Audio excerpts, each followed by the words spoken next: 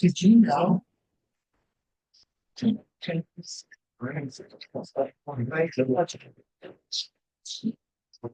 I never you have your prayer. Same.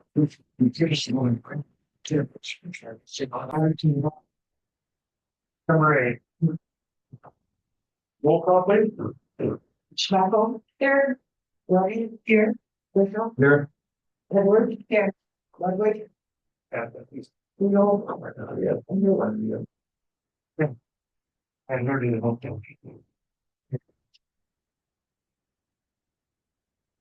I like it. It's still there. Why?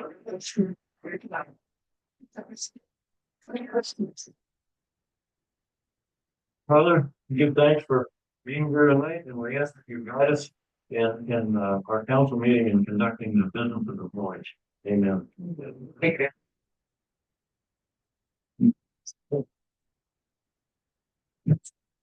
Five, approval of absence. We have Mr. Ludwig in absence. I don't know if that's class. So you will have an excuse for him because he's in class. Can I get a motion for that? Make a motion. I make a motion that we extend trying regular students class. I'll second that. Any discussion? Good enough. Roll call, please. Muller, Yes. Mitchell, Yes, Keel. Yes. White, Yes. Edwards, Smacker, yes. Next item is approval of standard agenda. May your vote on it. William. 14. Oh, sorry, I make a motion to approve the consent agenda. Some, I don't know if it's on $45,990 instead of $44. I go first, can I get a second? I'll second. Yeah, first, second, any discussion? I just have a quick question in regards to the corporate base act. In regards to these firms and is her, I put some anything regarding this in any of Mr. Lett's reports over the last several years or months. I just wasn't sure if I noticed that he was the one that signed that. Yeah, maybe. I just wasn't sure having something that is missing reports or if he doesn't have to report everything. His job is to approve the permit, and there is, it's somewhat out of business units, and I've been working together with attorneys as far as addressing letters, let the letters come from the village. Okay. So at some point would we see anything on his reports or we're gonna always in your. Correct all.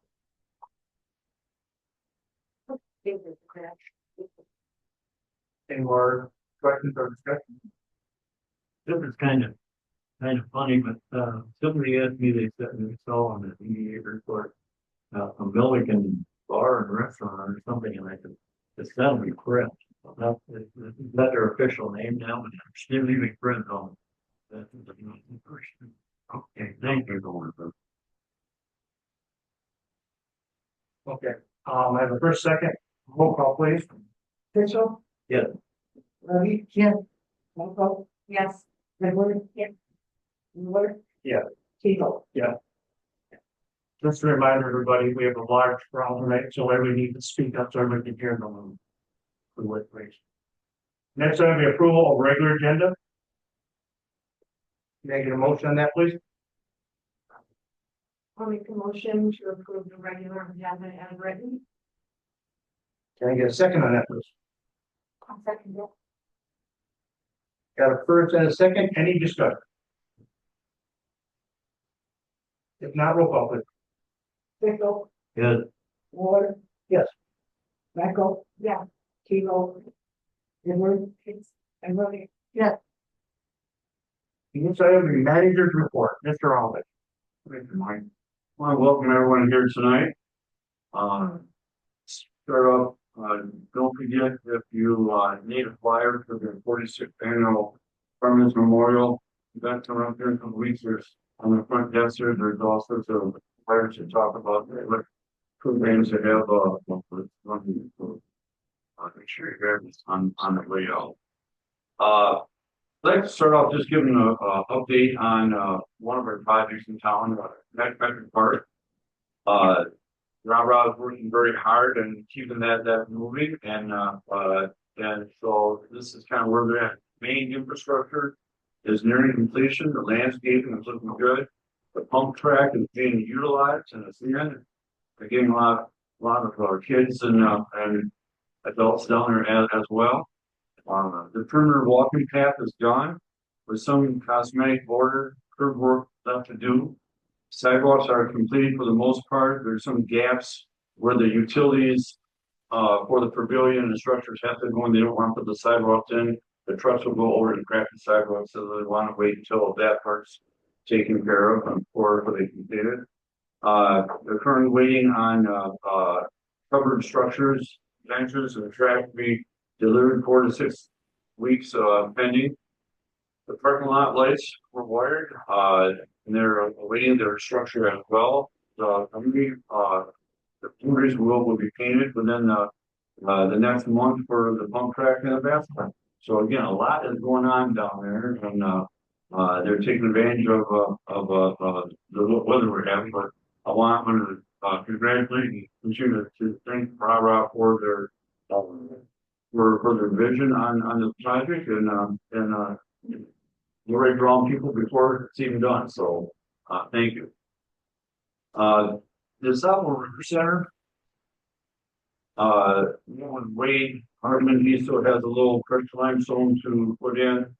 Talk with Josh Myers. Josh Myers, unless you played pickleball, you wouldn't know Josh Myers, but Josh is a coordinator of the tech center for the Woods Industrial Center over at Clear IMT. And Josh, his class are making rocket supports. They're red. If you look in there, you see the beams come up, and there's a decorative support in there. When we added that pavilion on, we now have to put up like 60 of those. So instead of trying to get someone to do that, he's having this class, which is basically juniors and seniors from high schools around the area, worked on that, and they're going to make those. And then we're going to work with another leadership out to the Lions Den, and as well as getting those painted and then put them. So anyway, that process is underway. Tommy Thatcher talked to him on the far end as far as the way that landscaping works. We're going to put some steps in there that can be removed, because we know as soon as you put something permanent on that corner to catch some of that runoff, and first, the water line is right there, and so I know if I put something permanent in there, we'll have a leak and we'll have to dig it all up. So we came up with the nice steps in there that look good, but they're going to be removed. The Hiawatha project, I'm not sure if I said it to you last month or not, but we're still negotiating with American Parks as far as the gazebo goes. I sent them a letter, made them an offer as far as how we can sell this. I have not heard back from there yet, so at this point that's still all in the air. So hopefully we can find some of that will return gold. We can get that settled. What we have here, all the subcontracting that has gone on this project, when a subcontractor finishes a task, they issue the paperwork, and then the paperwork's approved, then they can get paid. Well, when they put that gazebo in, they did a nice job, but then in the last year, but they blasted up the cement. It was not something that we felt we could stand the way they cut holes in it and stuff like this. So we have required that they come back and cut that out and redo it. And we called and sent them letters, not only myself, but also Police and Vanbrick, our engineers, and we gave them so much time to do it. Said if you don't do it at a certain time, we're going to hire a crew to do it, and so we then hired a crew to do it, fix it, and so it looks nice now. But there was $24,000 holding on to cover the labor for them to come back and correct it. I paid them for the materials. I paid them for the shipping. I even paid them a little bit of the labor for them to assemble the gazebo. We hung on to this part of it because when we got bids to do that, we felt that was going to be a $17,000-$18,000 correction that needed to be made. So the difference in that was roughly $5,000. So I agreed that if they approve and sign off, that I'd give them their $5,000 for the labor, even though it botched it up. But we've used a ring of the money to pay that subcontractor. So they have not responded to anything like that. Unfortunately, when you deal with a state or federal grant, you cannot close a grant out until all that paperwork is done. So American Parks is out in Dallas, Texas, and we're struggling to get someone that wants to talk to us. So anyway, we'll keep working on that. Wish we had more to offer from, saying about the first lodge. We're gonna contract with the contractor. He has some equipment, which he said he's done. He had to rent it for a month. Said it was gonna cost about $10,000 to rent equipment for a month, and I said, when I had to rent a crane to put the two heating units on there, that was $1,000 a day, so I think you got a good deal. You know, just get it and get it done with, so he's on the clock. We sent letters to him as well as the owner, and let them know that they have until the end of the month to complete that transfer is gonna start costing them. So keep our fingers crossed. I want to thank Fran Dawson. Fran lives down by the cemetery, and she drives by and she says, you know, we have a flagpole down there that's to the building. And we do. And she said, yeah, we do. And she goes, there's no roof on it, it's rough shape. And so Fran and her husband went about and they took it down and fixed it up, cleaned it up, got a roof fully on it and got a new flag. And so when you drive by and you see that, again, thank you, Fran, for taking pride in our village here. Thank you. The Rocktoberfest, little plans are moving right along. We are under a month. And so we're working on some of the finer details of that right now. So that's coming along nice, and hopefully we can get things squared away. We know one of the main things that we booked for this year. Their social gathering so far, there's a number of views on their website. There's been over 22,000. So we're expecting a good crowd and good weather, and everything should go fine. We have plenty of music lined up. We have plenty of food lined up. There's gonna be a lot of merchandise there. People want to pick up koozies or sweatshirts or whatever, things like that. So again, the work's coming to an end there. On that day, it's Saturday, October 4th. On that day, we're going to start the day off at 11 o'clock at the Hiawatha. And hopefully, as long as MEDC says I can continue to go ahead with this, we can have a ribbon cutting ceremony to open up that project as far as say it's completed. And then at 11:30, we'll be at the pavilion in Wallace Park for the fresh water fish trail. Is that right? Okay, and we'll be unveiling our brook trout that will be hanging from the pavilion. And there may be some other activities going on Park on that day that will be still being planned, so nothing there's settled. But then after that, at 1 o'clock, with us we'll be starting. So people can come to town and enjoy a few events, and hope it'll get a lot of people taking pride in our village here. Dan, this is more for you. The 16th of October. Okay, that's our fall family meeting. It'll be at 9 a.m. right here in the village hall.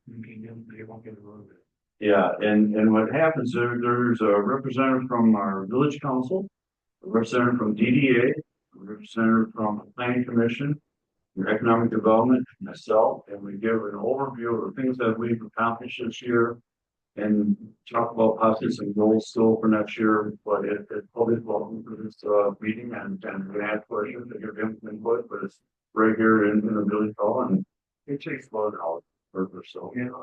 Dan will be the representative from the village council, and that's all I have.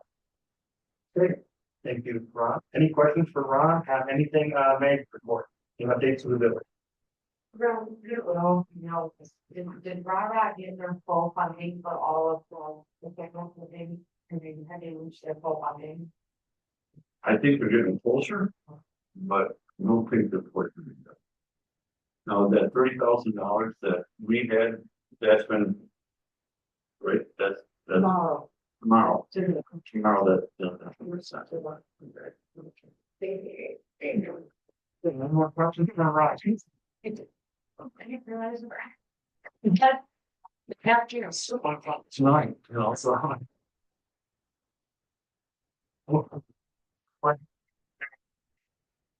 Calvin, on agenda items, 2 minutes per speaker, please. Anybody? Yes, Mr. Medina.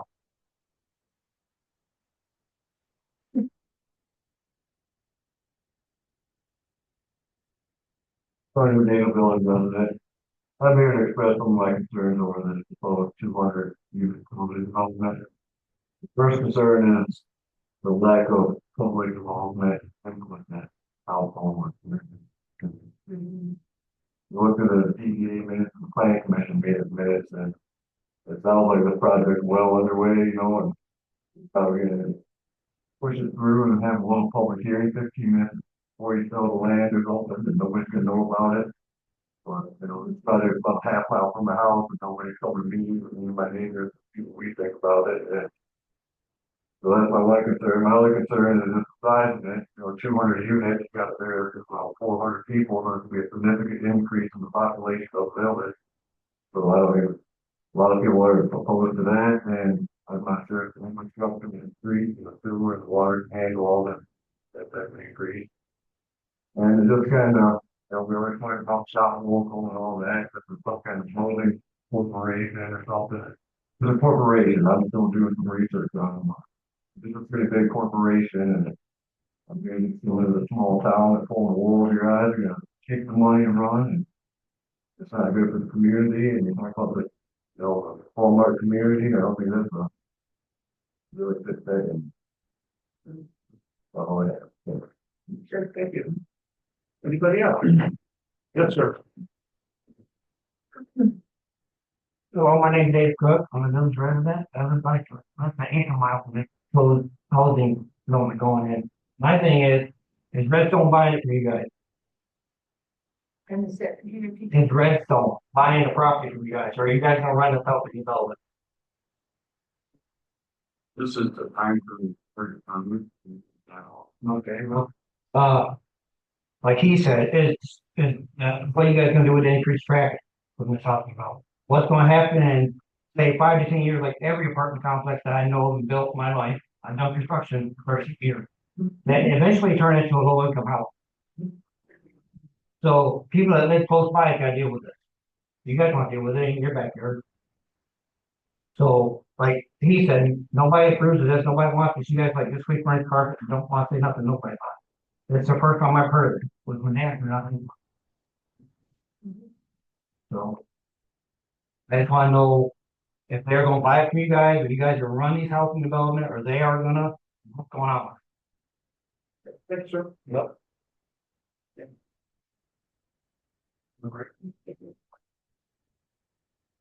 I'm Lori Mattingly. I approve of the housing project. If anybody is looking for a place to rent, you cannot find anything. As a soon-to-be retiree, I think it's a wonderful idea.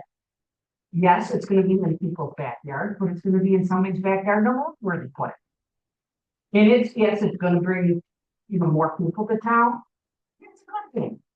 You know, we are trying to grow our village. We are trying to grow our town.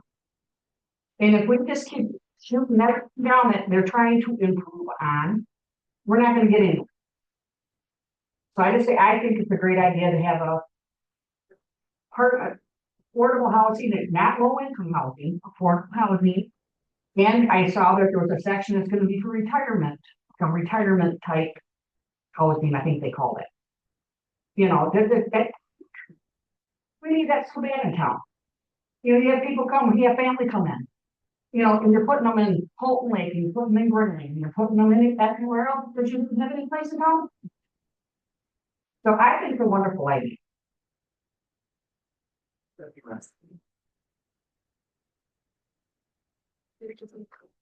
One minute, yes. My name is Lou Colton, and I don't know how that's the development.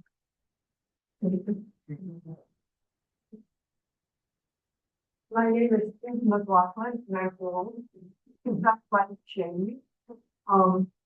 And one of the reasons, I agree with what the people government have said, is that are there enough others, things in place to support more people, like dental, medical, emergency services, etc. Just feel like I'm not sure why this is all happening and what the driving force is for the expansion. We retired from the military and we particularly see Roscommon because it is quiet. But I understand that progress is sometimes necessary. I do understand that, but in general, I would say I am. Thank you. Kathy?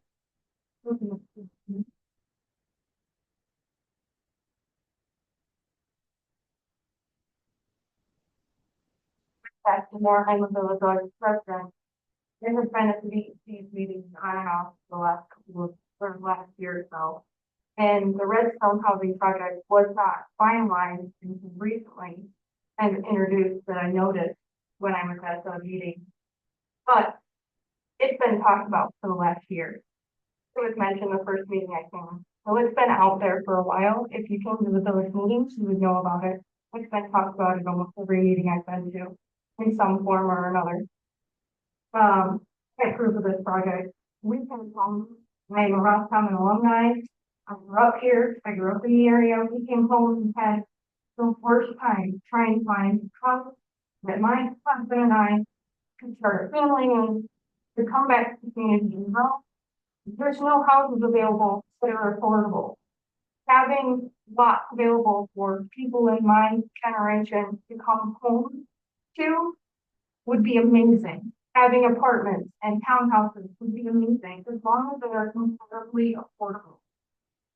That's the problem. That's the biggest issue I see with the Redstone, is that I'm worried it's not going to be affordable for my generation to come home, to come to the communities that built us, to help us build it up even more. Any other? I'll reach on the agenda item. Yes, sir. Yeah, man.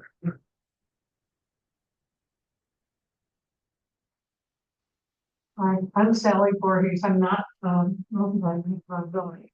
I'm a resident of Higgins Lake. And I have a business there, dealer supply company, and I have an employee who's been trying to find a house to live in for about almost 3 years, where she's worked for me. And so I'm for it, but I'm concerned about the numbers of it. I think that it should be broken into phases, and do phase one with maybe 100 new people. See what the mistakes were with that, and then correct those for the second and third phase, and fourth phase. So I'm just suggesting that it be not just a one big decision. I think it should be spread out over time. And if you don't grow, you stagnate. It's just like a business. You can't run a business unless you're making more and more, doing more and more business just to stay alive. And I think the village is very similar to that. So I hope that you'll proceed with it, but I hope you'll take your time and do it in a methodical way, step by step. Thank you. And your comments. Okay, we'll move on to unfinished business, DPW report, Mr. Chido. Good evening, council members. Talked about this a little bit last month, that we were starting to reflect the fire hydrant. All fire hydrants, wow. We're flushing in August. We have East Jordan, who is our main supplier for fire hydrants. They are coming on September 17th, and we're going to do staff training on repairing hydrants. It will help continue our training requirements we need to do as part of the DPW, as well as get them to repair one or two of the hydrants might have sealers leaking. But so that'll be happening on September 17th. We had to install a new water service line at 1010 South St. Helens Street. Their service line was leaking, when we started digging it up, with ensuring that the service line was galvanized all the way from the water main to the house. So at that point, we made the decision that, as we talked about last month's, the previous month's meeting, that we're continually trying to find galvanized lines that and replace those. It didn't make sense to only try to repair where the one spot was leaking. We went and repaired the whole line from the water main to the house. And that was replaced with the X style piping that I talked about several months ago that you can get for $85 a roll versus $885. The work began on the new water and sewer main extensions on Allard Street in the Industrial Park. Week of September 1st, but technically they started on the second on Tuesday. I was down there today. They have pulled the majority of the water line through, and they started the directional boring for the sewer line. Fingers crossed, everything the next week and a half, it should be completed. We have scheduled for September 18th our annual wastewater treatment plant discharge pump meter calibration. That's required every year to be certified. This is how many gallons per minute is coming out of it. When we're going through it, I was looking at some of that stuff. It looked like we missed the last couple of years, so we had that scheduled. And going along with that, part of the requirements for Eagle, for the wastewater treatment plant, for our testing and lab procedures, you have to have certified thermometers. And those have to be, there's a date on how long the certifications are good for. They couldn't find anything that showed what our certifications were up to date for. So we took purchase 5 certified thermometers for the lab. And we were covered and completely compliant. The only thing was ever come with an inspection. When I initially looked at those, traditionally, we've always been buying everything from USA Blue Book on a lot of that type of stuff. And on those 5 thermometers, I was able to get those primarily all from Amazon for certified thermometers, the same things you could have got at Blue Book. I can find them for less than one we could have got to anymore. We spent last week and the week before a little bit, went around and swept all the village streets, tried to clean everything up as much as we could for any loose stone or anything like that. We're going to be switching over on the multi-hog, switching that over to the mower probably in the next week or two, and mowing the lands to get that ready for the winter season.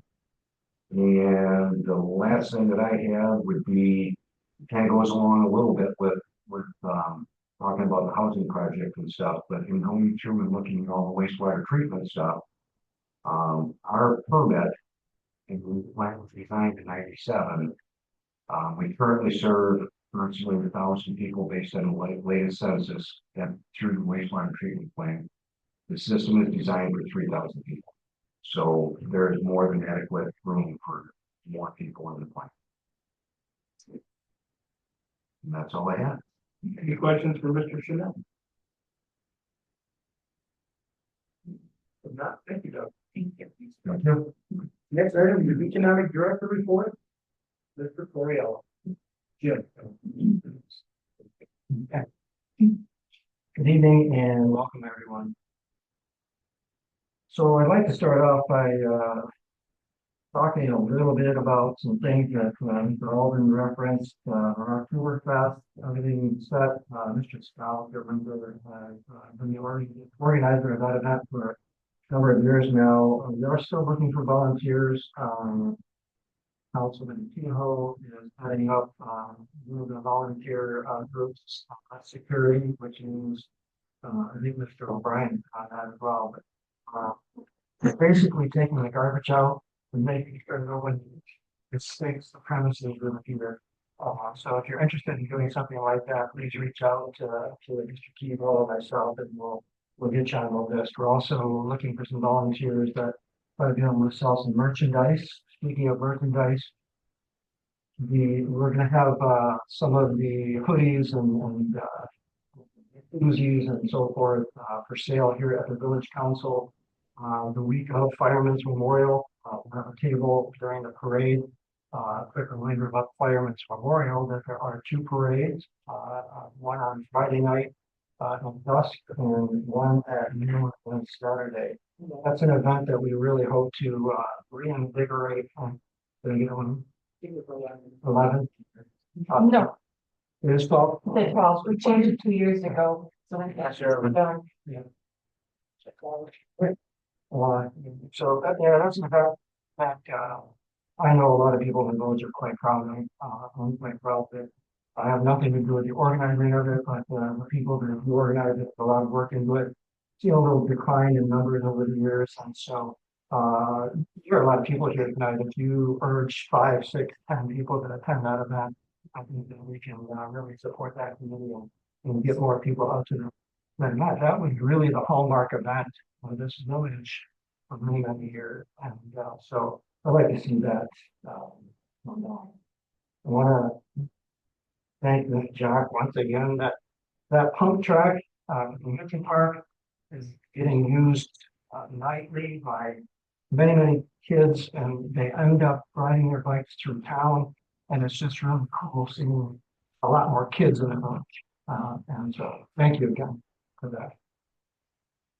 Speaking of thanks, I didn't realize it, but as I saw people walking into the audience for this crowd tonight, there's a number of people that I'd like to that have really contributed to the success of this village and what we've had going on over the last several years.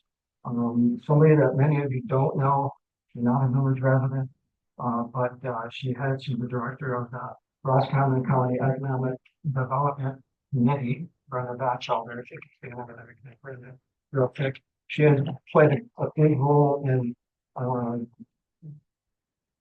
leading the charge for economic development, not just here in the village, but we are seeing change in St. Helen and Houghton Lake as well, and across the county. So thank you, Brenda. Kim Morley, County Commissioner, is here. She's been attending village council meetings, which is not to say anything bad about former commissioners, but we have a commissioner that actually attends our meeting, and that's kind of cool.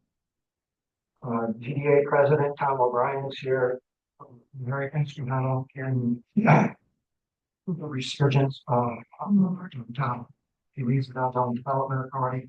Tom Barber, Sue Jock, I think those are the other members of the DDA that are here as well. So thank you to them. We've had many courageous business owners that are not here tonight, but there are a couple of new business owners here. Chris and Louise from Timber and Time. They are the ones that took over the corner store where Bob's Butcher Shop is. And you know, it's hard to run a small business, and to have the courage to come and some mistakes here in Roscommon is really deeply emotional. And many of you have not only donated your time, but your pocket awards. Amanda was in charge of leading this public art project that we got going.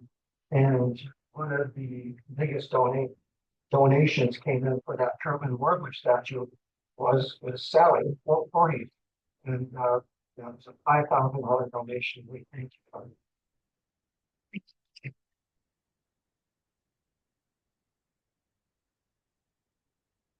We don't have time to address many of the questions that were brought up in the housing development.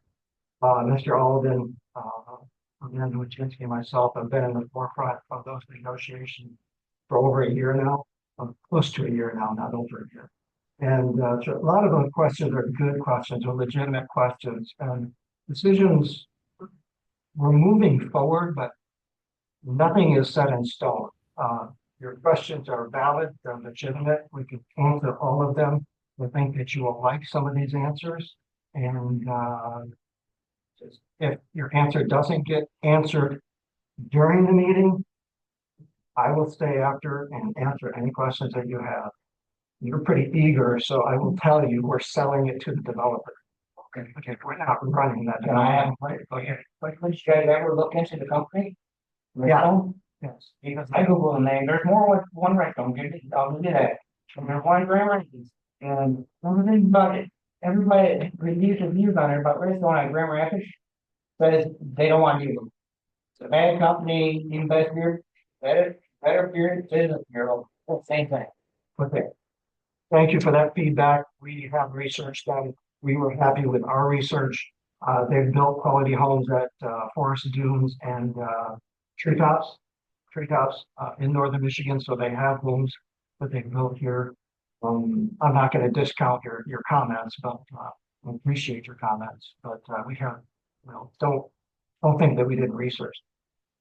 And I will answer all your other comments after the meeting if you like.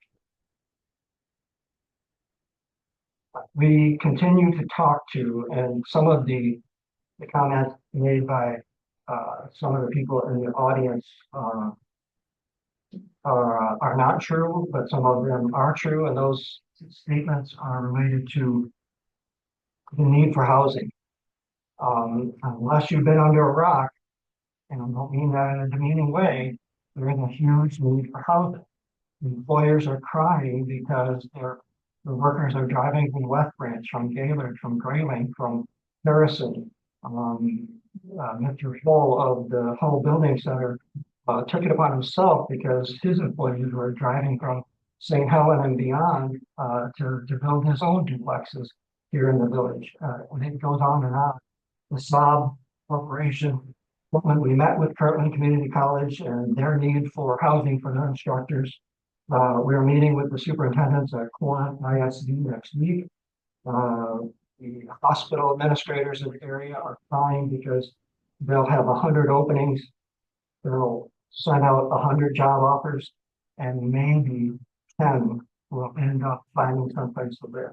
So the need is there. I'll say that. I'm not diminishing your concerns with regards to growth. That's something that we have to plan for. And again, I'll stay after for any questions. Any questions for Mr. Perry? Okay. If not, we'll move on to Amanda. MLLTA finance. Everybody, this yet to report on this, to be up to date for this. We have the presentation next week in Grand Rapids. We also have a booth, movie booth in Grand Rapids. This is for the Community Excellence Award. We are top 4 finalists in the state for through Michigan Municipal League. So that's with our project related to the becoming the first word city in the state, as well as the Pitland Warbler sculpture and also the DDA's mural grant program that was started up this year. Thank you to all of you for that support. And it's really a chance for us to share our story about the partnerships that made that possible. We had a lot of robust partnerships that made Bird City go extremely quick. We had 8 core partners that were doing the qualifying bird actions, and we had the DDA jump in and say, get it across the finish line, we'll pay for the application fee so we can become the first, and village council passing a resolution. So everybody came together to make that happen. We got us on the map for that, which was huge. And then we had 188, including Sally, and thank you, donors for the Kirtland Warbler sculpture across the community during that crowdfunding. Again, we had 35 that we counted community members come to our formal and open public art feedback session where they helped co-design that mural with George Everhart, the muralist there. And I say we lost count because so many people came up and were bringing him food and talking to him and giving him ideas, and he'd say, hey, well, you guys are modern way stations. They added them on our, you see this bird on the river and you need to add another bird. And so I just think it's a really powerful story about what this community is and who we are and, kind of what it means, for me to be a part of it is, just seeing all that partnership and people coming together to make big things happen. And I think that's what we've been doing, and not just big things, but meaningful things to our community, things that are authentic to us.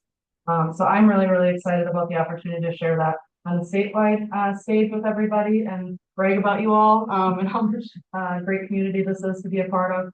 And we'll let you know by next Friday, if we're successful, but either way, I think we're successful, with what we've been able to accomplish this year, related to public art in Bird City, Michigan. And just again, the true showcase of partnership.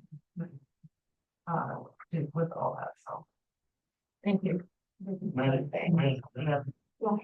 What was the limit for the euro? The mural? Yeah. 10,000. Well, I didn't think, I saw some figures a lot less than that, maybe it was a partial payment. It was longer. You came and did an above and beyond job. Yeah. Maybe, yeah, Fantastic. very well worth. So I mean, I posted that all over on Facebook, and railing alone, I got like 150 likes on a railing. Yeah. That's all fantastic. Okay, thank you. So, any other questions for, yeah, Brian? Where can we get the official Bird City shirt like that? Yes. That's right. I got Should be able to help her, I just do the podcast today with, about the award to the ceremony of 4 finalists. Yeah. We have some very stiff competition. Hart has a lot of stuff they're offering. UP has kind of got all kinds of stuff going on up there. And then the other one was Milford. Milford's got a lot. But I will say she promoted very well for the village of Roscommon, and it was very nice. Thank you. You're welcome. Have one point say, yeah. The next item is Redstone Housing Project, Mr. Al. Okay, give you an update on that. You've heard a little bit about that. We're still continuing to, work with Redstone. We're on a little bit of a slowdown right now. Some of the administrators in Redstone, are looking on different projects to wrap up vacation and stuff like that. So, this month I mentioned to you about a Michigan, grant that we're working in to help with the infrastructure costs. And that grant right now has been decided to put it on hold and wait for the next cycle to come through. To give us more and more time to get some of the studies done and stuff like that. So we're not dropping it. We're just we don't feel it's comfortable that we'll have our ducks in a row for this month. And so the next cycle is just a few months away. So we're going to do that. If you look at that drawing over there, the question was saying is, put this all in at once. And this is actually a 3-phase process. And part of that is, again, we're dealing with a company from Grand Rapids, who has done some work in Northern Michigan, but they're not it's not like it's their hometown. So they want to start this project with some apartments and a senior housing unit and such, and just to keep chipping along. But it's just I would say that project has a 5-year completion date. Okay, so it's nothing that we're going to see by next year at this time. It's going to take a while to get that to work through. There was someone had mentioned, not tonight, but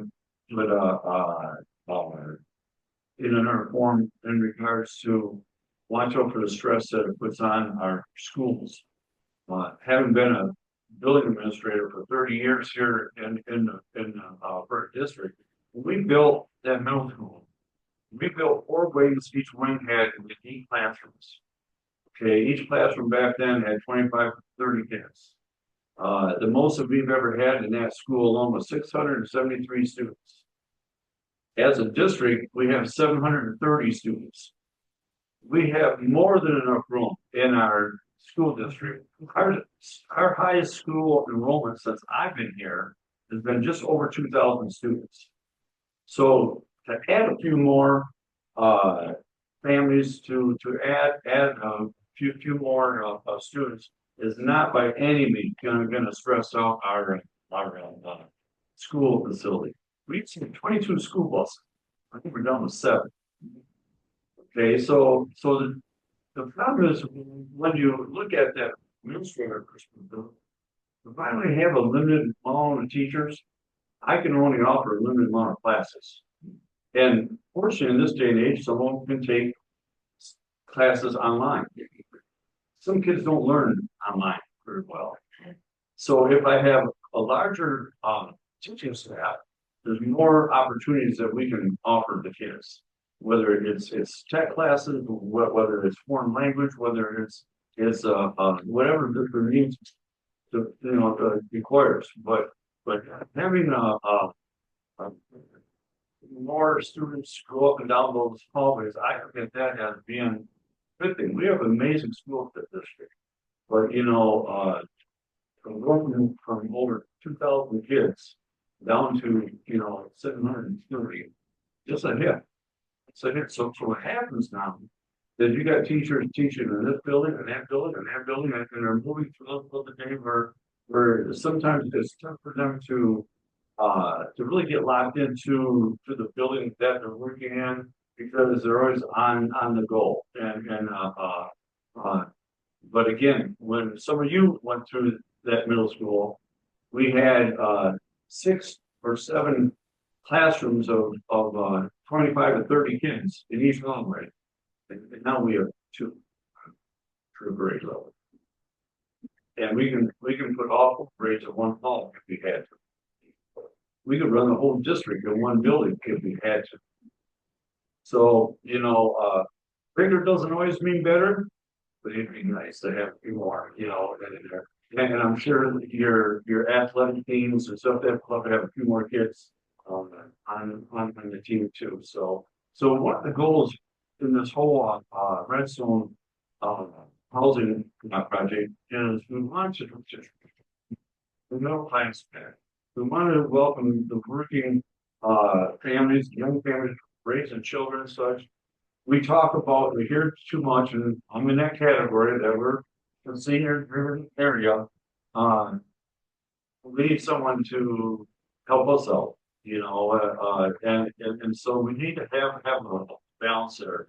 This project, when we did our USDA project, that was a $13 million project. Never went to the taxpayers for a dime. Took care of it ourselves.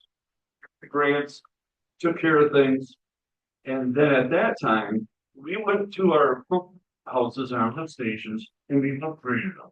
And we knew at some point we were going to get a contractor to come in and develop this land or develop the industrial park. So we planned ahead, 6, 7, 8 years ago for this. 8 years ago, we had 14 boarded up buildings in our village. Now we wish we had 14 more buildings. So it's something that is there going to be more traffic? Yeah, but I don't think the impact that we're going to see is 400 people standing in front of every store. I mean, it's we're going to see it, and we see it now on Thursdays and Fridays when you're here trying to make a left-hand turn. It's tough to make a left-hand turn sometimes in this town. Or you might have to sit through 2 stoplights. When's the last time that's happened? That's so there's a perception. But if we're going to support our local businesses, they need people coming in the store, and not just June, July, and August, but they need it year round. And if we can get a few more people supporting our businesses, then we can sit here and develop this community and continue to grow as a not volume and numbers, but strength. They're going to make sure they have enough money in these hard months to pay the bills and take care of any type of improvements to keep people employed. So this is something that by no means are we're far from signing the dotted line yet. We have there's some negotiating that has need to go on. But we have met with the different developers who have sat there and at the end of the day, have got up and left and never called us back. So it's not like we haven't tried to get developers in here, we have. And for Redstone to step up and bring their president of the company down here, the vice president, the marketing president, tells me something, and I feel comfortable enough with them that if this works, I think it's gonna be a good thing for our community. But you know, they're by no means I want anyone to walk away and think, yeah, they're gonna build that next year. We haven't signed anything yet. This council has not approved anything yet. It's just fact finding and gathering information. Every month I give an update. You're welcome to come to our DDA meetings. You're welcome to come to our warrants with the manager. You're welcome to come with the planning commission meetings, because we talk about this at every meeting. 4 meetings a month, this is being discussed. So we would love to see you. And again, you've got some great input that there might be some things that we haven't thought about. You know, but as far as the infrastructure goes, and as far as volume in town, we have talked to the sheriff department about traffic. And it's something, and it's just see if we're gonna have to worry about this or that. But again, if we put in 60 apartments to start off, you know, and then maybe a senior apartment, because the sheriff's around, that's only gonna be so much, and then we get on with the hotel and maybe some townhouses and such. It's gonna be a gradual thing, and it won't all happen at one time. I will say Redstone also have been in touch with me and have talked to home contractors in regards to doing some of the work there. So they want to employ local people to, you know, that might be specialized as in building or construction or drilling, you know, try something with an infrastructure. They've been in contact with them. So hopefully this is going to employ some more local folks. But again, we got a long ways to go, you know, before we negotiate this and get this taken care of. The big hang up right now is no secret. The cost of infrastructure is crazy. You know, I mean, to bore a line, you know, you're talking probably minimum $50 a foot. You know, and so that's just a small line. So now when you're talking a 10-inch water line, or you're talking a 8-inch sewer line, you know, that's some big dollars.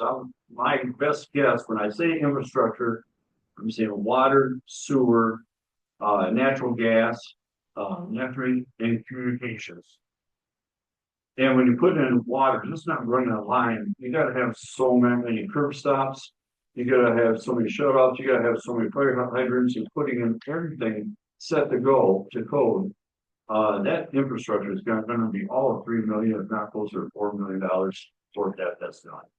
So that's the point of this market. You have extra money in your pocket that you need.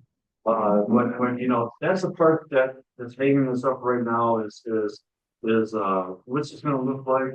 Where's that money going to come from? We're pursuing grant possibilities. We're pursuing money from the state. You know, and we're looking at all of our different avenues, and then we'll bring it to the council once we feel that we have a good plan for it, and see if the council will approve it or not. So we're a ways off yet, but again, we appreciate your input. We really do. The housing thing in closing is probably nothing's going to happen this week. We may have a meeting next week, you know, with them. We try to have 1 or 2 phone calls a week just to kind of run ideas and just keep everyone up and up. And that's pretty much what we've been doing with. I know the president's on vacation, and so in the meantime, they were working on some of the capacity surveys as far as what are water towers capable of handling, what other lagoon systems capable of having, what our sewer system and stuff like that. So they're gathering that information, but we planned for that back when we did this USDA project, you know, several years ago or so. Thank you. I put that on Facebook because, and I didn't have a news writer, I didn't do that. I didn't put, it was an objective article and I really appreciate the people. I mean, it was amazing. Usually there's always wisecracks and there were not. Everybody was very nice and put in their opinion. And that's what I think when you came to this meeting. I'd like to point out that property's been there like 20 years. I mentioned that in that article.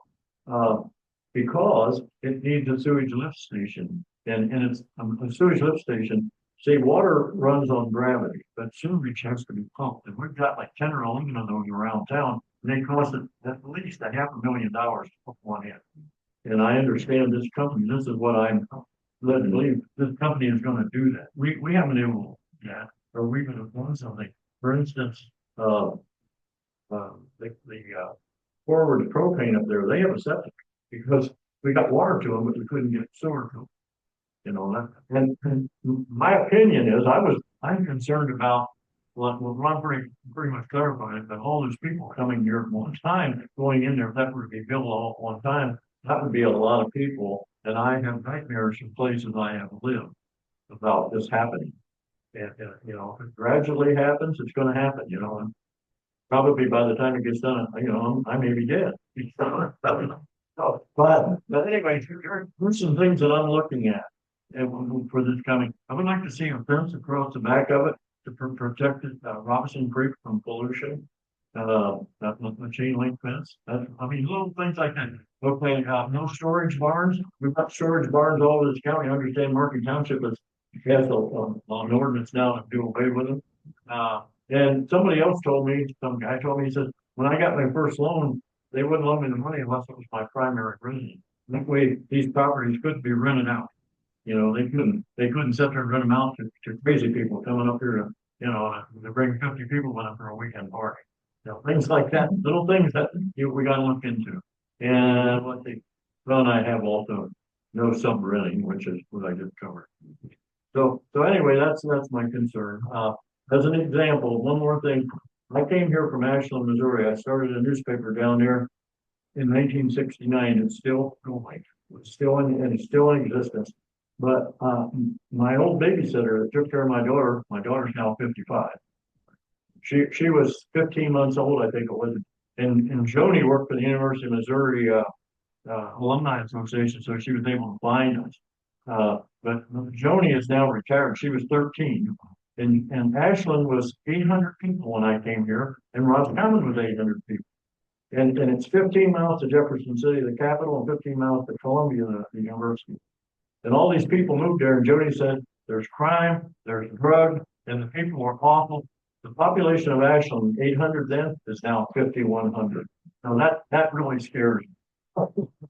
5,100 people. I wonder what happened to the farmland, and I just wonder what happened to them. So growth isn't always necessarily. In my home in Pennsylvania, I can't even go back there anymore. It's so destroyed with the overpopulation, the farms and the orchards. They just dug them up and put in houses. So anyway, that's my feeling. Any more questions for Ron on the Stone housing project? Question about, so back in March, on our March agenda, we had under new business, we had tabled the discussion about Lisa Vanderbrick and the Redstone Engineering contracting. And that has never been brought back onto the agenda. And that the contract is still.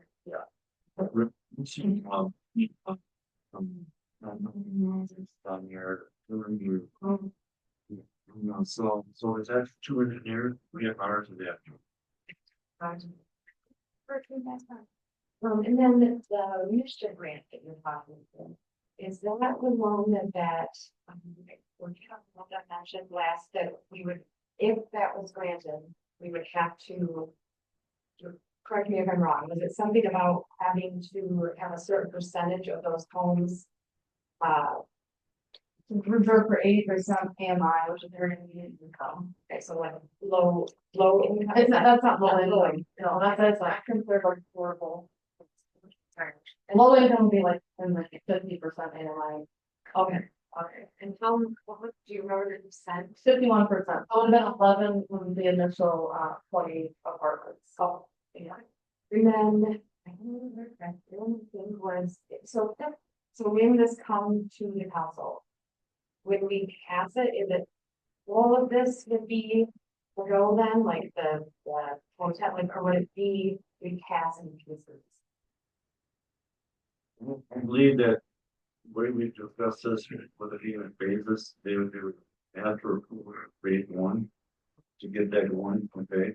Because they don't, if we approve everything, then let's just say after phase one, they say, oh, there's not the need we thought. They don't want to go ahead and build 2 and 3 yet, so we would do it in segments like that. Okay, any other questions? Do you have to start with health and family dwellings? Or can you start with townhome?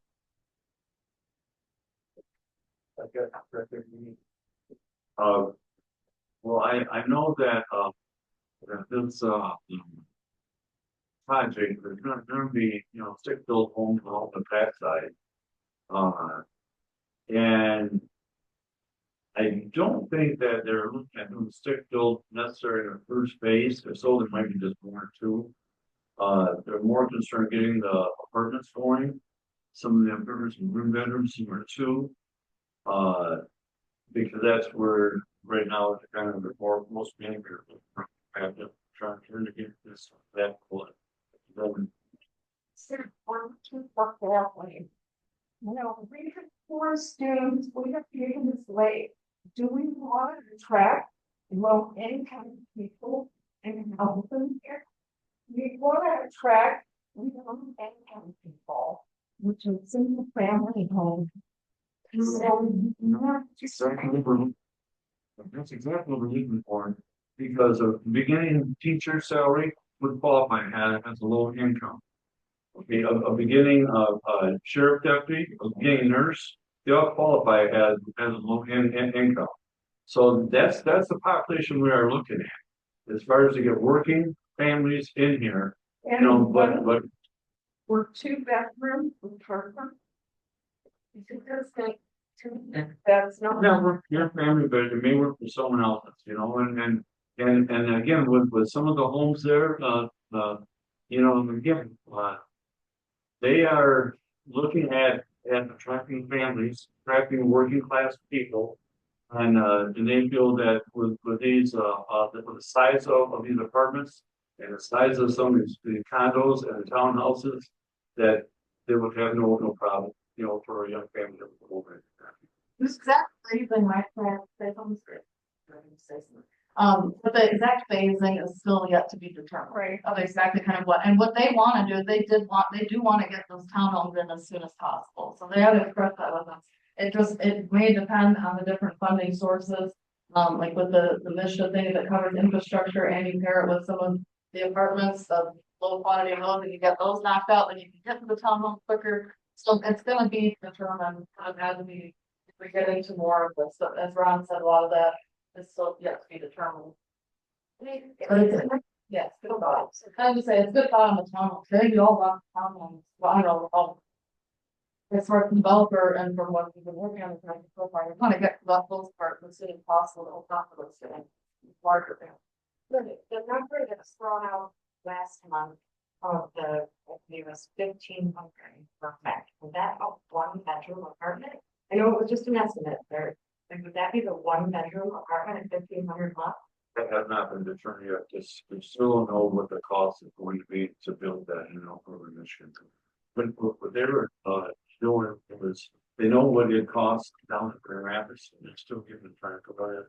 If they can get local contractors involved, that then bring that, then come down some, so that's the number we've been asking for, as far as what's the typical, cost with the health and budget, and we're still working on that.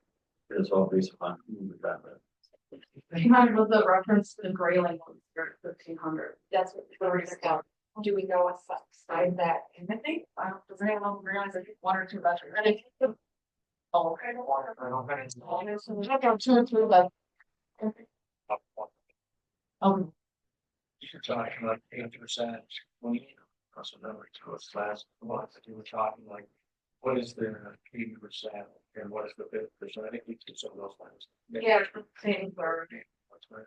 yeah, of what those income levels are. Right. Oh, I don't have that right in front of me, but yeah, there, it's what Ron is saying of like, it's those. You know, workers that we rely on, service workers that we rely on for, you know, typical service teachers. Healthcare. Also. Like this. Okay. So we're done with Redstone House project. There's no other questions. We're moving on to industrial park infrastructure. All right, thank you. Did a good job explaining what's kind of going on in infrastructure. I'm just amazed when I go down with this, how fast they work. They can get a lot of work, accounts in a short period of time, but they're working both sides of the street now. Looks like they're well on their way with the water infrastructure in there. The sewer, they didn't have, started capped off, but, if the weather holds on for them, they should have it done, that's in a week and a half.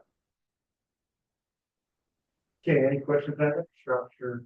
Okay, if not, we'll move on to new business. Roscommon County, yes, Can someone just assure you that these topics are all gonna look like? You know, there can be different shapes and sizes and colors and sidings and things of it. It's not, it doesn't just turn into a really boring. Yeah, they have good models for the reference, different models for the houses and stuff like that. Well, You know, same thing. they're done contracts, 19 or 21 homes, but they're people had that. You know, if they want to get their own contractor and then build it themselves, they can. So it's not going to be a tradition to go to the park, those conferences where it looks like they got a sale on the same type of siding and everything else. I mean, I know, early on, they showed us different, drawings of, different styles, you know, that would be. The image you have the end of every fourth house being the same, you know. Yeah. And that's gonna go old fast.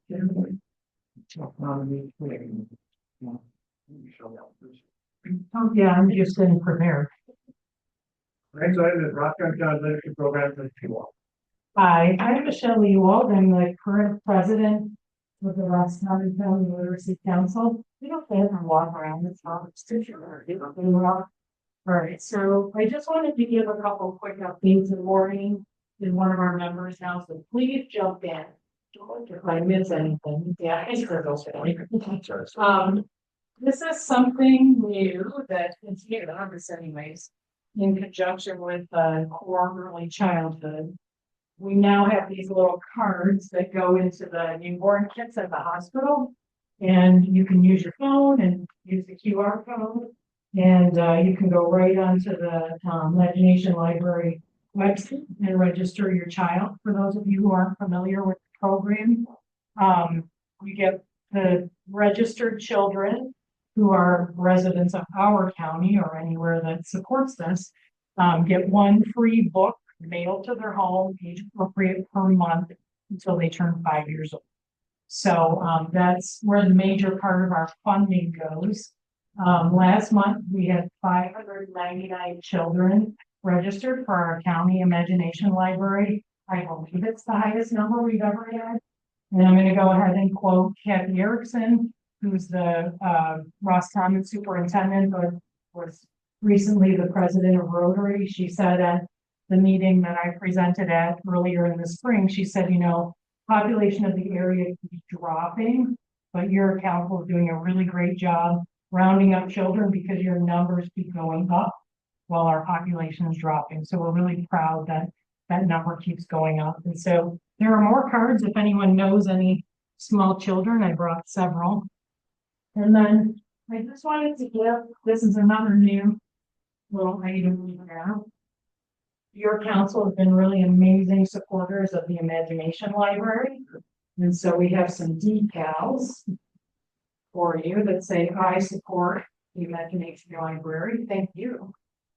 And then the other thing that we have is a decal that can go on the window, the coin can go on, so I'll leave it right here, the two guys in charge. Find somewhere good for that.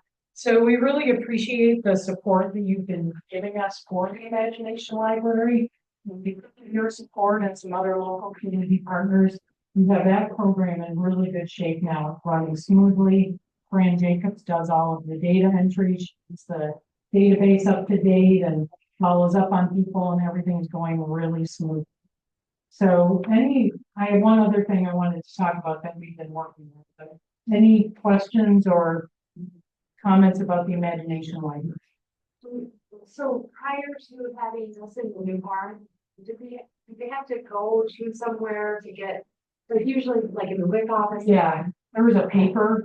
Form? Yeah, but it seems like a lot of people prefer just to go. Yeah, Has it been since that's been out? yes, Great. yes, I would say so. Yeah. Good question.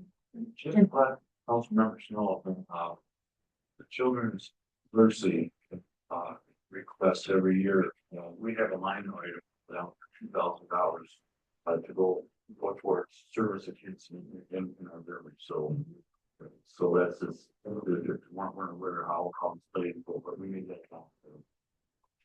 Yeah, I appreciate it. Did I forget anything? Oh, she's keeping track, not for that. So because of your support, like I said, the Imagination Library is running really smoothly now. We don't have to be concerned about funding or anything. So now we've turned our attention to the little free libraries. This handout has all of the Roscommon County locations that we've been able to gather up.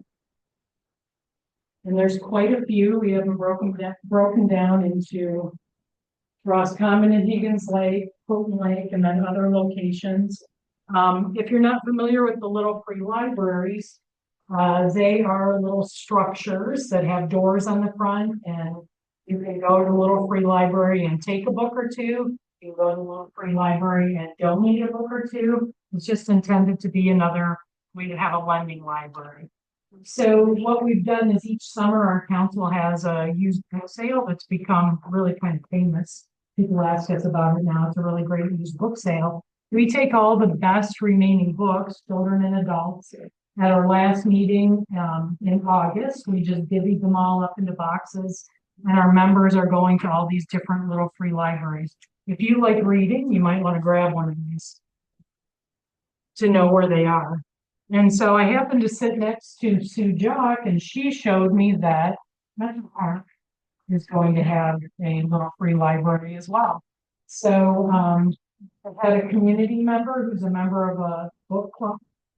Some of you may know Sue Shoemaker. Their book club is interested in sponsoring one of the little free libraries. So I think we're going to partner with Metro Park, and their organization is going to support that one that's going up, the brand new one. So what we're doing right now is with all of these little free libraries that are on there, you can see there's some different categories. So the ones that are in bold print are ones that are already registered online, and they have these little charter signs on them. I'll show you what those look like. And if you go on the app or on their website, you can look up these little free libraries. So if it's an official registered one, they have these little signs.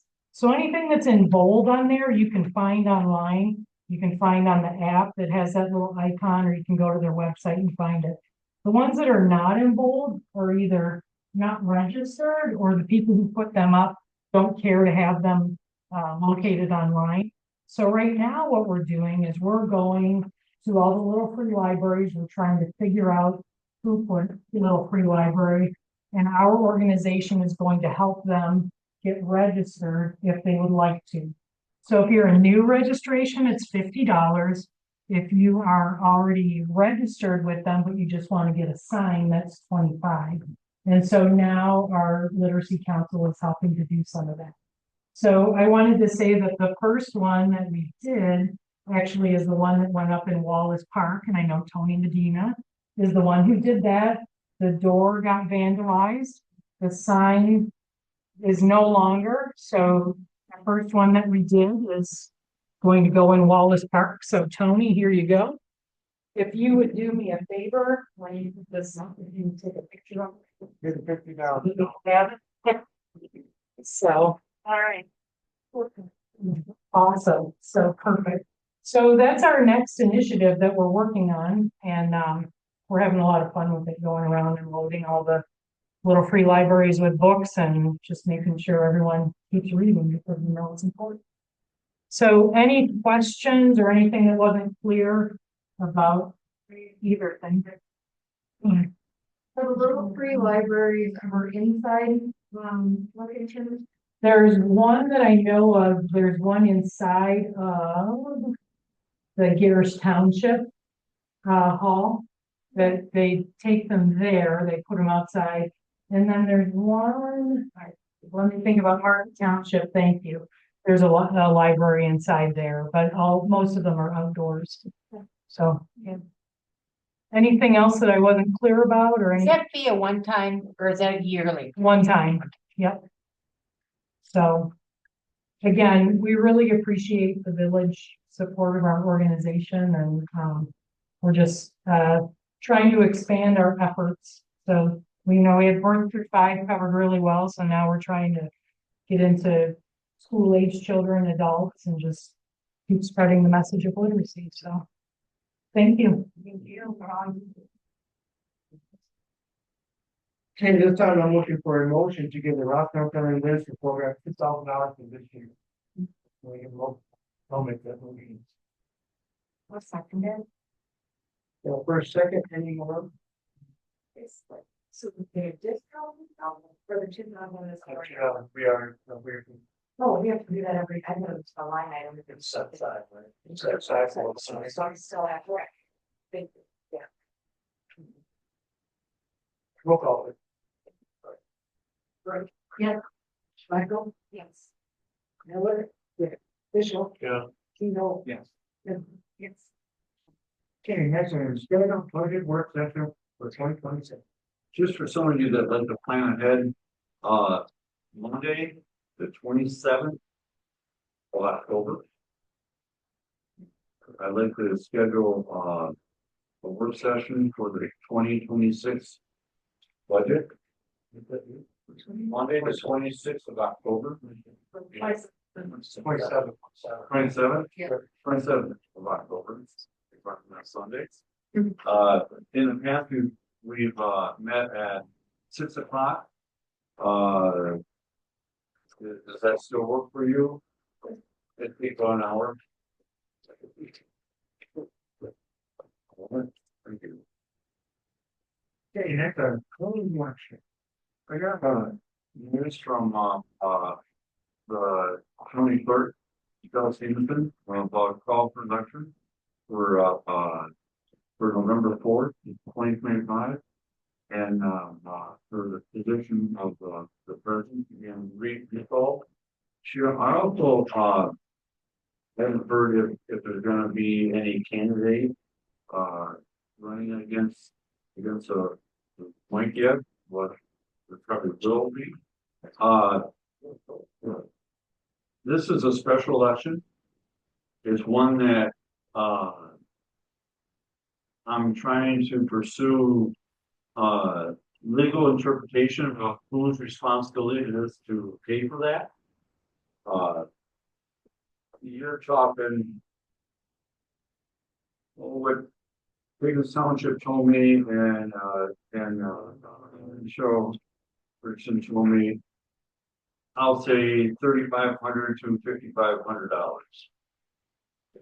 So what I'm trying to, what I gave you was just what Wiggins Township's costs are.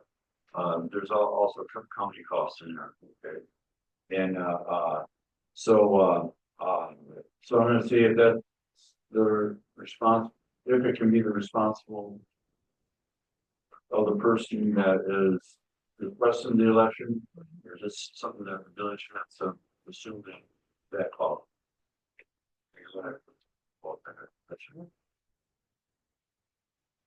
Any questions on call what? If not, we'll move on to Village Hall. You may have seen in the paper, posting for the village hall facade. The front of the building, we want to, update a lot of our shaker shingles are falling off and now they got good solid shingles that we can put up there and we have pre-colored, so the maintenance is gonna be minimal on that. We'd also like to, put a nice sign out front that has our new logo. I say new, it's pretty 5 years old, but our logo, on there and so that looks a little, up to date with everything else.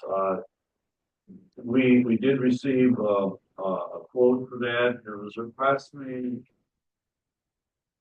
I'll say $82 or $8,300, but I'm gonna run this through the DDA. That being a facade there, to see if we could get a facade grant for that, so that after we call for that, we'll do that this week, see it, but I'll let you on that next month. Can we go back a little bit to call election? Have we ever had us, it's the first simple election you've ever had? No, So really, the other ones that happened, who could. you know, that was my second day of court. And so I don't recall. I have an assumption, I mean, I that for that, if it's a regular election, it just as part of the regular election, you shouldn't fall on anybody, but you know, whoever pays for that election. This one. That's what I agree. Okay, let's hope for it. Yeah. But on this election, there's nothing else on it now. Well, I thought there was that. I thought there's some kind of election in November, isn't there?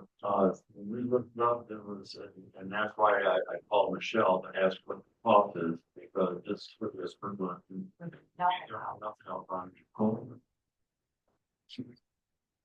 Because I've learned the same thing. Yeah. If it one's national or state election day, it's just a broken there.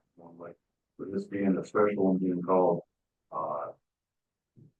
I just need clarification. Okay. For the other consent. Okay, any other questions on village facelift? If not, we'll move on to rural readiness grant commando. So, so we have a grant proposal, that we invited to apply for, called the Rural Readiness Grant. This is through the Office of Rural Prosperity.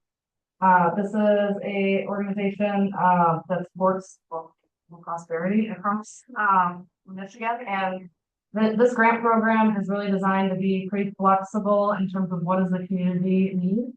And so, they have invited us to apply, and we've put together a program, kind of building on the partnership theme, to pilot essentially what we're calling a community economic development collaborative. And what we would like to do, is submit, this is going to be a $50,000 grant.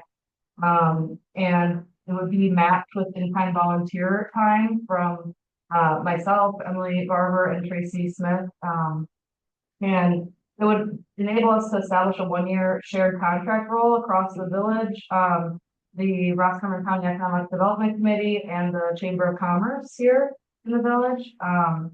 And the reason that we want to do that, is next year, my contract will be ending in April, so we're going to lose that capacity. And we'll also have all of these things coming up, like with the housing development, there's going to continue to be a need to support that. There's some active downtown development projects, like the corner development project that's happening. We'll continue to have our business grants that need administration support.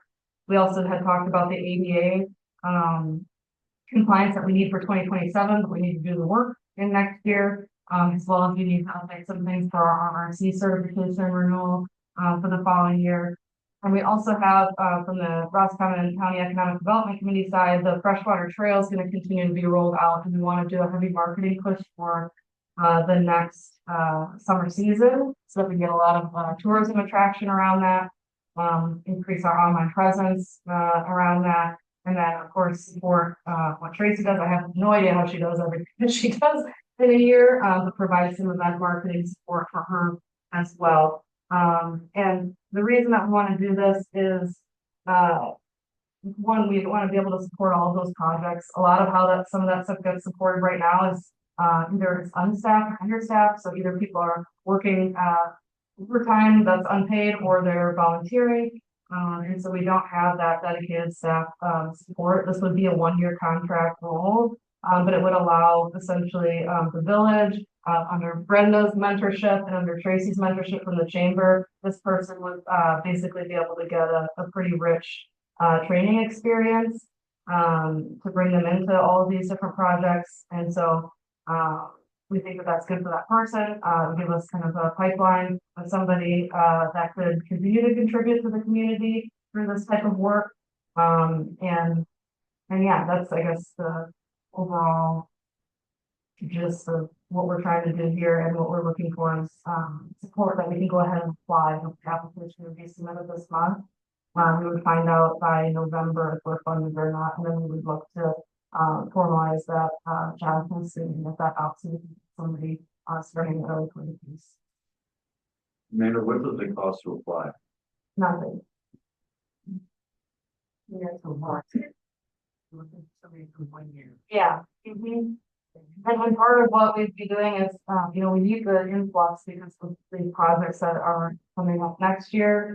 But I guess the long-term view that we have of this is if there's some sort of, group partnership and, shared resource model that we can apply across these different entities. We do a lot of similar type of work and we have a lot of the same type of roles. So we can pilot something like this, trying to figure out like a long-term staffing solution that and funding would be something also I think we want to look at. We can't just come from grant to grant to grant. At some point we need to figure out what's the model long-term, but this would get us the next step and cover kind of the whole we're gonna have in terms of capacity for, economic development in the village. And then also, Brenda continues to be a half woman, show.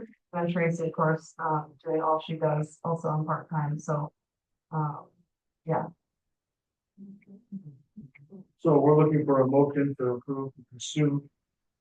Can I get a motion to do that? I'll make the motion to pursue the rural residence grant. Second. Got a first, second, any discussion? If not, roll call please. Edwards, Yes. Bishop, Yeah. Smeckle, Nine, Keyhole, Yes. Woody, Yes. Miller. Thank you. The next item will be transfer of water and sewer funds, Ms. Kelly. Okay, this is the one, then you guys in the packet, we had to pay for the industrial park. Infrastructure because they're jumping now. Then you guys have approved it to do us an 80,000. To pay for that, we'll check with auditor.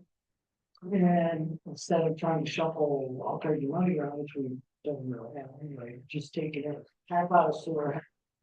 From fund balance to put in. And then, yes, it's a little bit extra, but we went with round numbers. So that's what this is for, which is you guys have already approved last month anyway. The 90,000 for the electric part. Infrastructure. So we're looking to make a motion to Yeah, Approve. we have to do it. I-90 sewer fund balance of $50,000 Mhm. for the industrial park project. Yeah. You gotta get a motion on that? To move the motion to transfer the $50,000 from our sewer fund balance account for the industrial park. Did I say that right? Yeah. I'll second that. Got a first, second, any discussion? If not, I'll call it. No, Miller. Yeah. Ready? Yes. Nico? Yeah. Schmidl? Yeah. Edward? Yeah. Hugo? Yes. Okay, the next one will be the 591 water balance, fund balance $50,000 to support the water upgrade industrial park. I'm not gonna- Make a motion to transfer 50,000 from our water fund balance to project. Got for a second, any discussion? When the trust would be, or we like see a invoice of like total of it. That we could like.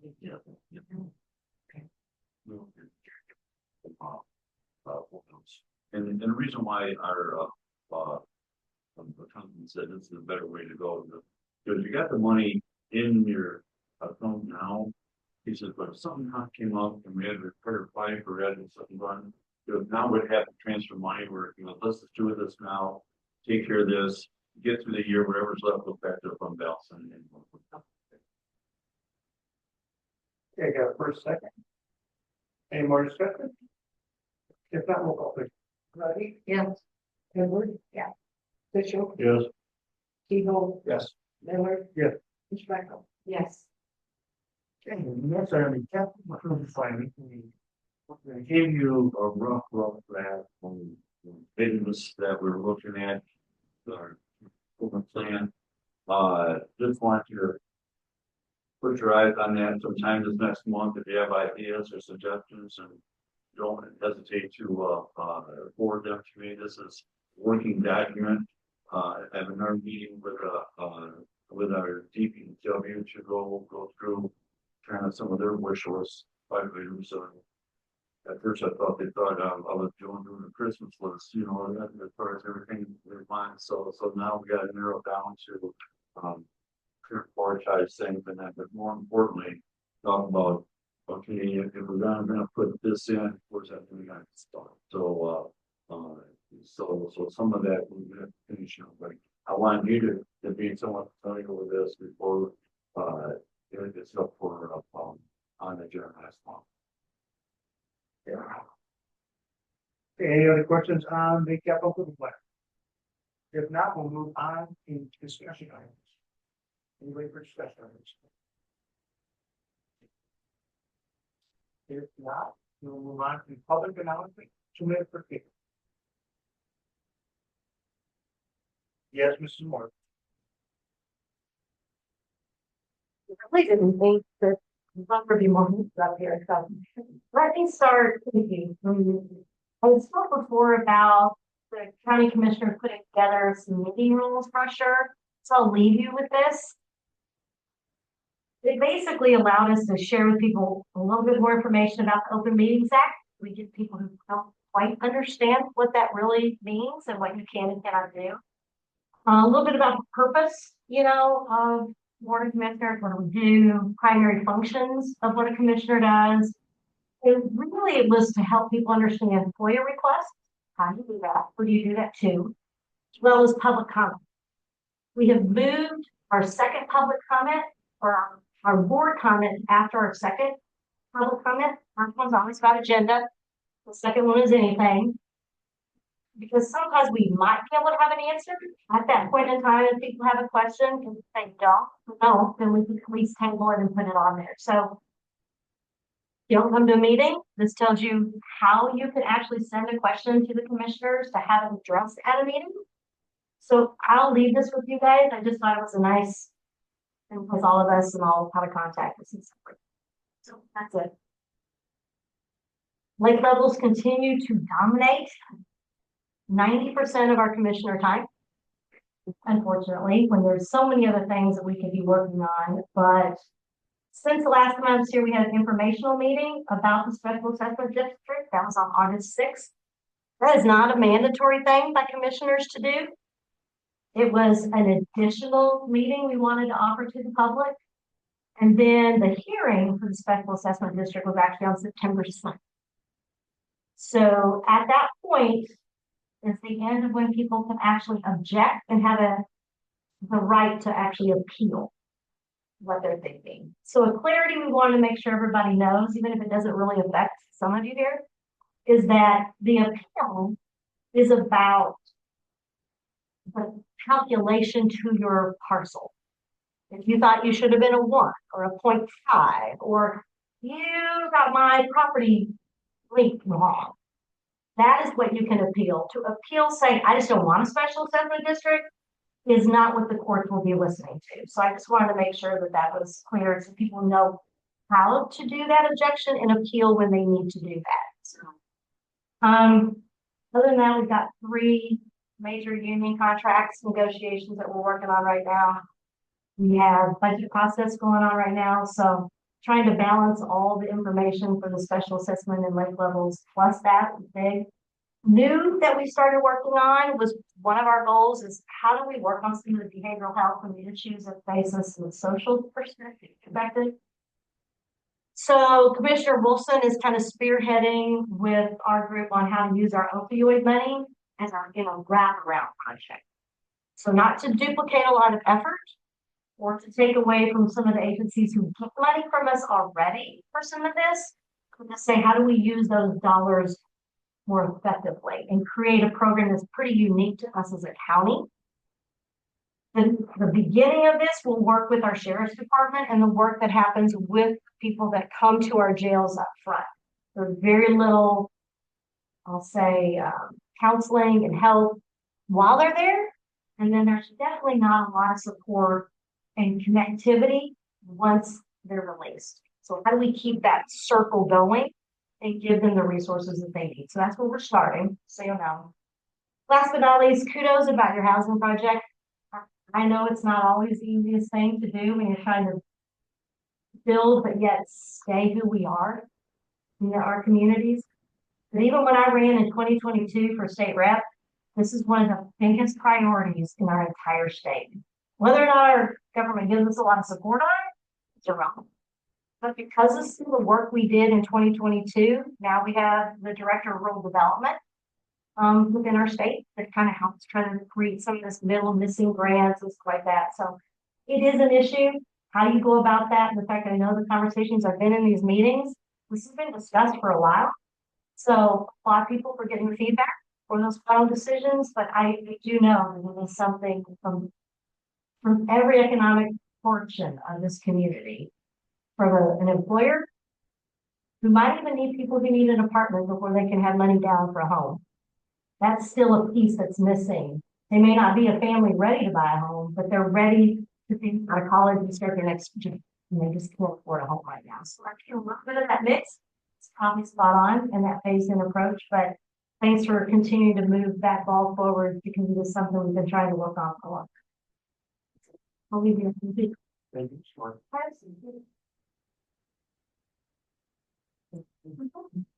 Anybody else on public acknowledgement committee speakers? Then I'm gonna move on to council.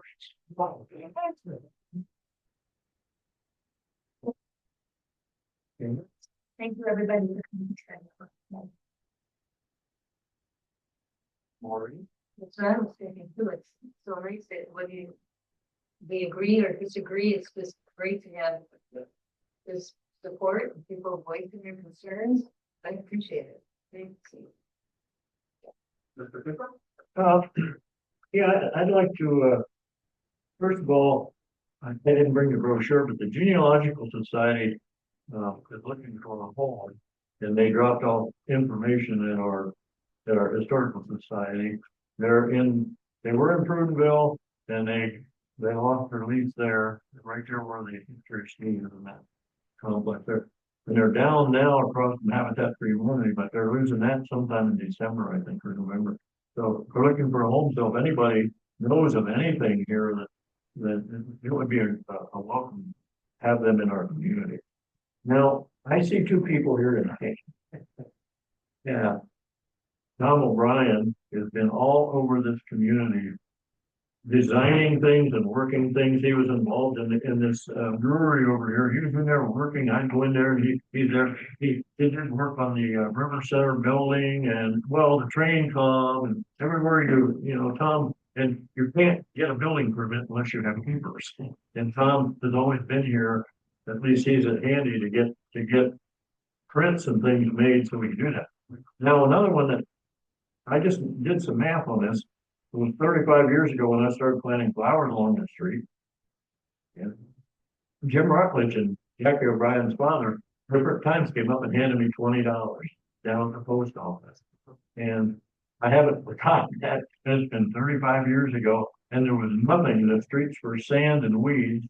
And it was second nature to me because I grew up working in farms and truck farms and baling hay and dairy farms. So it was second nature to me. And at that time, a lot of flowers was $3.50 for a kid and all.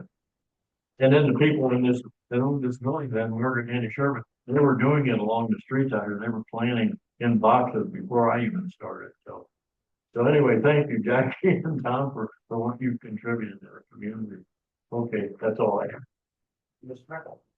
I just want to say thank you to the public for being here and voicing your opinions. Encourage you to keep getting informed about this and keep asking the questions. It's really nice to see people involved in what is, what's going to be decided at some point. Thank you, Sue, for the wonderful. My kids drag me there almost there.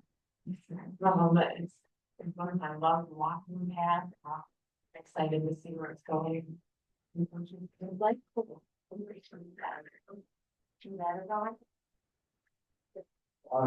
Assume you're still taking the bucks for the no donations. So we're taking, preferably 20 inches down, little balance bikes, about 20-inch bikes. So they can be dropped off at the craft center, or I can pick them up too. But then we take them up if they're in need of rehab. They're going to be rehabbed at Northbound Outfitters and then put in our bike library. So we have a 16-place storage shed that's going to be placed there so that there will be bikes. So kids show up, they don't have a bike. And, right now there's 7 kids and 5 bikes and they're taking turns. So they can use a bike and then just leave it for when they come back tomorrow. So. Bikes and helmets too. Well, Okay, helmets too. Yeah. I have 2 bikes I got out of the truck. You're welcome. Yeah, nice to say hi. People were throwing them around. Wait a minute. The one I gotta fix the back tire for them from later. But if they're like 20 inches or less. Yes. Yes. Okay. Huh? Okay. Wherever you want, I'll drop them off. That's it. Okay. Yeah, do that. And then they're gonna rehab them, put tires and, get them fit and ready to go. Yeah. Yes. Okay, I want to take the public to come out and express your opinion on the Redstone and all other subjects we've had tonight. Sue, great park up there. I live just down the street from it and nightly there's probably 40, 50 kids. Now the basketball court's up, I see 10, 15 kids playing in the basketball court. It's a beautiful park. It's been one great. Thank you for all your Amanda, thank you for everything you've done in our village.